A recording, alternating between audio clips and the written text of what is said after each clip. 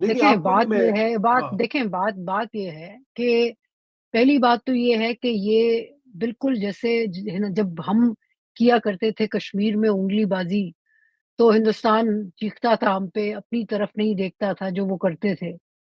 ہم بھی وہی کر رہے ہیں، ہمارا ریئیکشن بھی وہی ہے جی، ہندوستان ہندوستان. ہندوستان کا بالکل رول ہوگا، کیوں نہیں ہوگا، کیونکہ وہ تو کرسٹین فیئر نے اس کے بارے میں لکھا بھی ہے. ایک آدھ اور آپ کو ملیں گے. صرف ان کا کہنا یہ ہے ہندوستان کا کہ جی جب انٹرنیشنل فورمز پہ جاتے ہیں تو کوئی ایویڈنس ایسا کریڈیبل نہیں ہوتا. کریڈیبل ایویڈنس جسے آپ کہتے ہیں کہ جی presentable in the court of law, جو کہ ان کے گربان تک ہاتھ ہمارا جائے. لیکن اس سے ہٹ کے بات یہ ہے کہ بالکل جب انسرجنسیز ہوتی ہیں، انسرجنسی کی نیچر ہی یہی ہوتی ہے جی. یہ کوئی آڈ بات نہیں ہے. انسرجنسی دنیا میں جہاں بھی ہوتی ہے ہمسائے ممالک سے بلکہ خطے سے ہی مدد بالکل آ رہی ہوتی ہے. اور میں کہتی ہوں کہ کیوں ہم رکیں. ہندوستان بھی ہے، ایران بھی ہے، بلکہ یو اے ای بھی بلوچوں کی کسی وقت میں اوقات میں مدد کرتا رہا ہے. پھر دیکھیں نا، امریکہ بہادر جیسی طاقتیں بھی ہیں جو کہ چاہیں گی کہ خطہ ذرا یہ والا، تاکہ چائنا اس میں نہ اندر نہ آئے، وغیرہ وغیرہ. بہت ساری اس کے دیکھیں، اس کے بیرونی سپورٹ تو بہت ساری ہیں جو کہ ہم جن پہ انگلیاں اٹھا سکتے ہیں، کہہ سکتے ہیں کہ جی یہ بھی یہ بھی یہ بھی. لیکن بات یہ ہے کہ اندر کے حالات، جو اندرونی حالات ہیں، وہ سمجھنا زیادہ ضروری ہے. کیونکہ جب جی تک اندر لڑائی نہیں ہوتی، باہر کوئی بھی آپ کی جتنی بھی مدد کرنا چاہے، آ، وہ آ، وہ ان کا قدم مضبوط نہیں ہوتا. جی بلوچ آج کے دن میں پاکستانی ریاست سے بالکل آوازار ہیں، اور اس کی ایک وجہ یہ ہے، کوئی محبت نہیں ہے. اس کی وجہ ایک تو ہسٹوریکل وجوہات جس پہ میں نہیں جاؤں گی، بٹ جو کرنٹ ہے، دیکھیں نا، آخری جو پاکستانی کوئی لیڈر تھا، ملٹری یا پولیٹیکل، جس نے بلوچ نیشنلسٹ کے ساتھ بات کی تھی اور ان کو تھوڑا سا ٹھنڈا کیا تھا، وہ جنرل ضیاء الحق تھا. اس سے پہلے ذوالفقار علی بھٹو، اس سے پہلے محمد علی جناح، اس کے بعد پرویز مشرف. ملٹری آپریشن، نواب اکبر بگٹی کی جو شہادت ہے 2012 میں، وہ ایک کٹ آف لائن ہے. اس ہوں کے بعد یہ جو موومنٹ ہے جس میں لوگ شریک ہیں، اب جو بلوچ سردار باہر بیٹھے ہوئے ہیں، ان کے ہاتھ میں یہ جنگ نہیں ہے.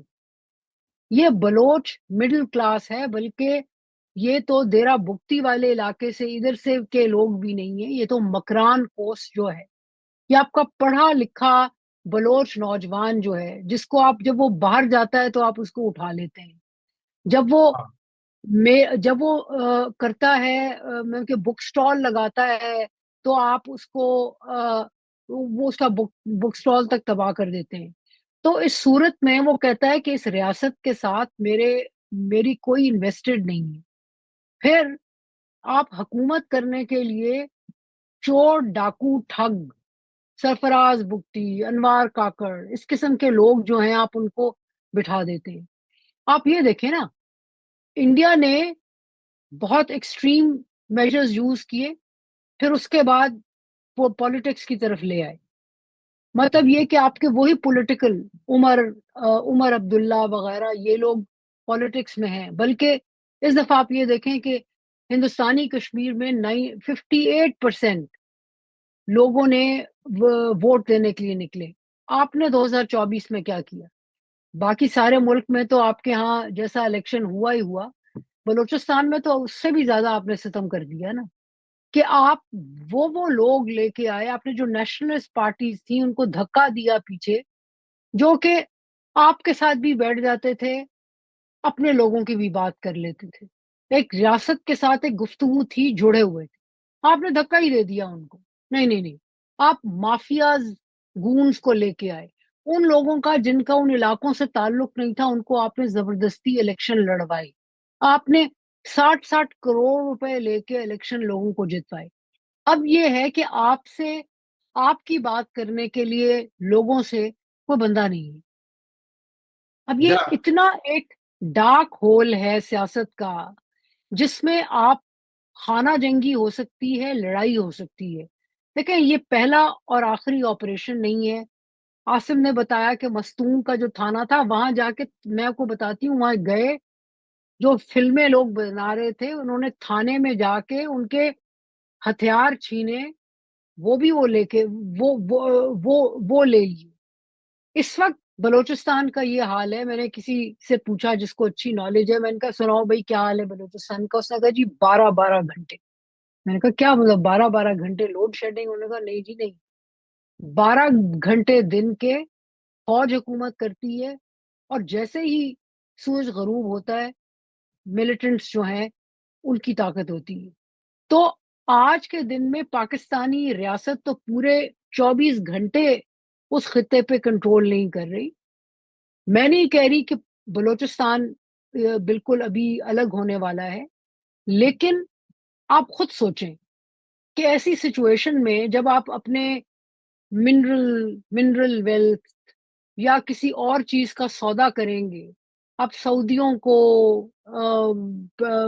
یو اے ای والوں کو، امریکیوں کو بھی آپ بار بار کہہ رہے ہیں جی آئیں ہمارے منرل نکالیں. تو اس سچویشن میں جب ایسی انسرجنسی ہوگی تو آپ کیا اپنا سودا بیچیں گے؟ جی عائشہ، آپ درست کہہ رہی ہیں بالکل. اور یہ پولیٹیکل ایلینیشن جو ہے وہ احساس محرومی اور لوگوں کو کوئی اسپیس نہ دینا، کیونکہ یہ بھی ایک پرابلم متواتر رہا ہے کہ بلوچستان میں جو یہ صوبائی گورنمنٹس ہوتی ہیں وہ بھی مینج کی جاتی ہیں کہ پپٹس کے طور پر وہاں پہ کسی نہ کسی اپنے پسندیدہ بندے کو وہاں لگا دیا جائے، اور الیکشنز جو ہیں وہ فیئر نہیں ہوتے. یہ ایک ہسٹوریکل مسئلہ رہا ہے، اور میرے خیال سے اس کی طرف سیاسی پارٹیز کو توجہ دینی ہوگی. لیکن پرابلم یہ ہے کہ ہماری سیاسی پارٹیوں کو بھی اب دیکھیں نا، مطلب ایک طرف وہ بات تو کرتے ہیں کہ جب بھی وہ پاور میں اپوزیشن میں تو بالکل وہ جا کے بلوچ حقوق اور بلوچ عوام کی بات کرتے ہیں. جو ہی پاور میں آتے ہیں تو they also follow the same policy, چاہے یہ پی ایم ایل این ہو، چاہے یہ پی ٹی آئی ہو، اور ابھی پی پی پی کا وہاں پہ چیف منسٹر ہے. دیکھیں نا صوبے کی گورنمنٹ جو ہے، جس کے پاس سینکڑوں ارب کا بجٹ بھی ہے. اب میں کل فگرز دیکھ رہا تھا کہ 90 بلین روپیز جو ہے وہ لیویز کا، صرف لیویز کا خرچہ ہے، پولیس کا نہیں اور دیگر ایجنسیز کا نہیں ہے. تو بات یہ اس کا مطلب ہے کہ یہ پوری کی پوری جو صوبائی مشینری ہے یہ بھی بالکل ہی انفیکٹو ہے، مطلب purely from a law enforcement. Raza میں آپ کی بات سے بالکل ایگری کرتی ہوں، اور مجھے ہی عرض کر رہی ہوں. دیکھیں نا، جب آپ سرفراز بگٹی اور انوار کاکڑ جیسے چور ڈاکو جو ہیں ان کو آپ بٹھا دیں گے اور ان سے کہیں گے کہ جو کہ مٹی سے جڑے ہوئے ہی نہیں